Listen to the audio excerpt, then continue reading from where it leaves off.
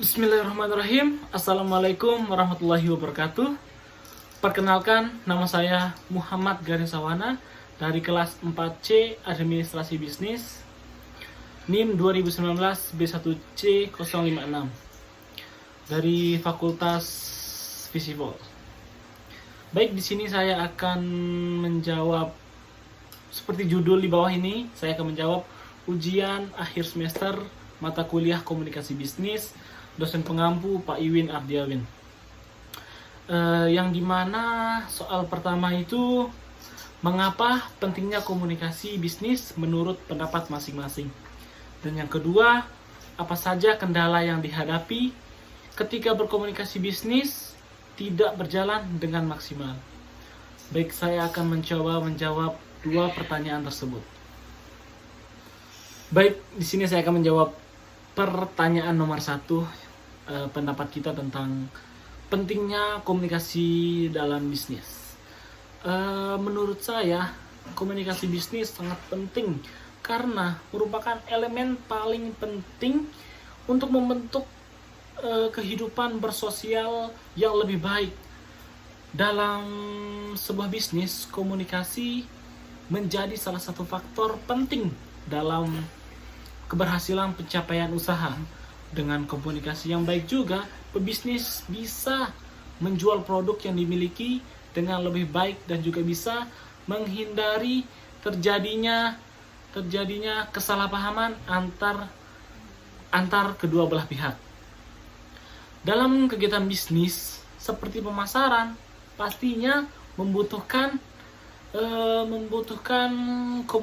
komunikasi yang baik, terutama kepada konsumen agar produk yang dimiliki bisa diterima sepenuhnya.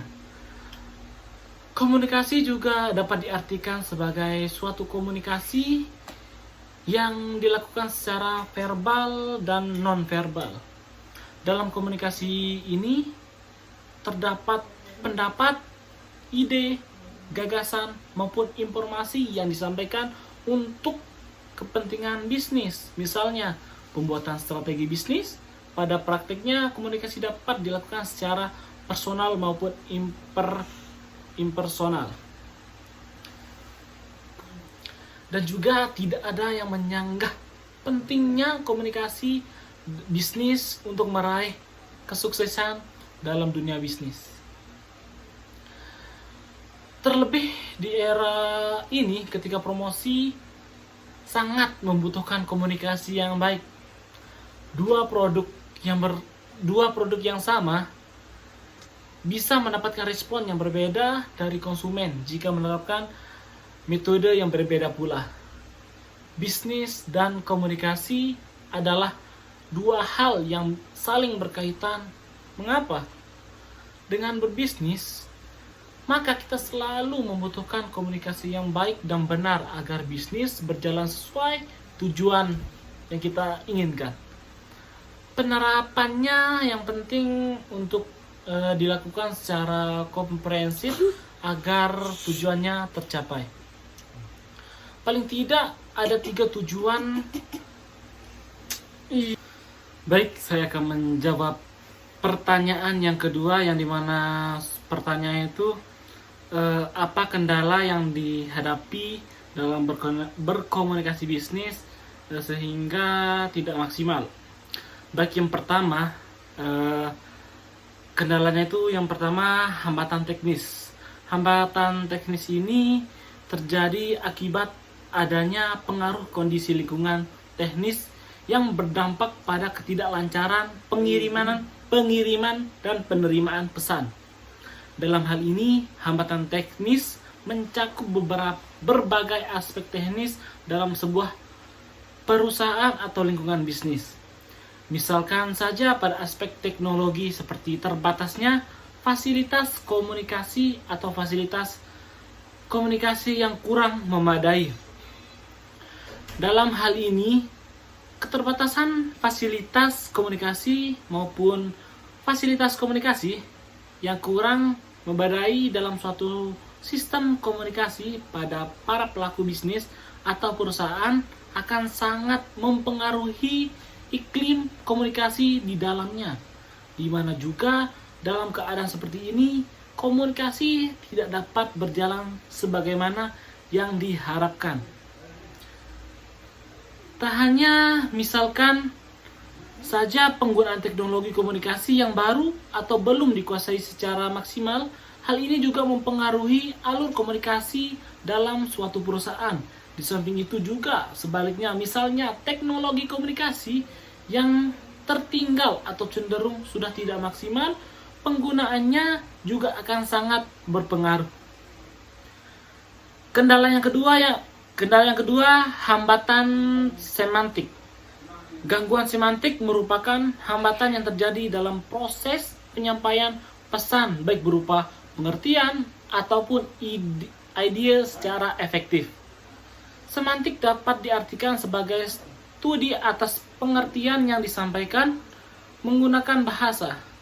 Dalam hal ini, menjadi sangat penting mengingat jika pesan yang disampaikan tidak jelas akan tetap menjadi tidak jelas meskipun media yang digunakan sudah baik. Dalam hal ini, alur komunikasi yang kurang jelas menjadi hambatan paling umum bagi para pelaku bisnis, meskipun jarang adanya yang menyadarinya. Terkadang seorang pemimpin menggunakan perintah tanpa mempertimbangkan bahwa perintah tersebut dapat dimengerti atau tidak oleh bawahannya. Hal ini tentu menjadi sangat merugikan, mengingat sangat dimungkinkan untuk terjadinya miskomunikasi. Oleh karenanya, seorang komunikator harus mempertimbangkan penggunaan bahasa yang tepat dan mudah dimengerti oleh si komunikasian, agar tidak terjadinya salah pengertian dari apa yang dimaksudkan oleh komunikator dengan apa yang dicerna oleh seorang komunikan atau penerima pesan.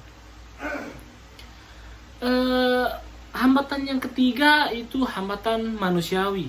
Hambatan manusiawi merupakan hambatan yang timbul pada diri sendiri atau individu yang terlibat dalam komunikasi.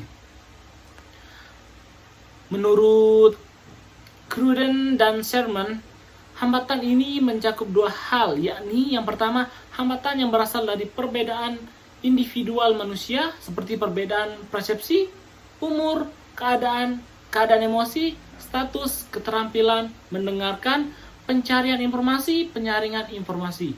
Dalam hal ini, manusia memiliki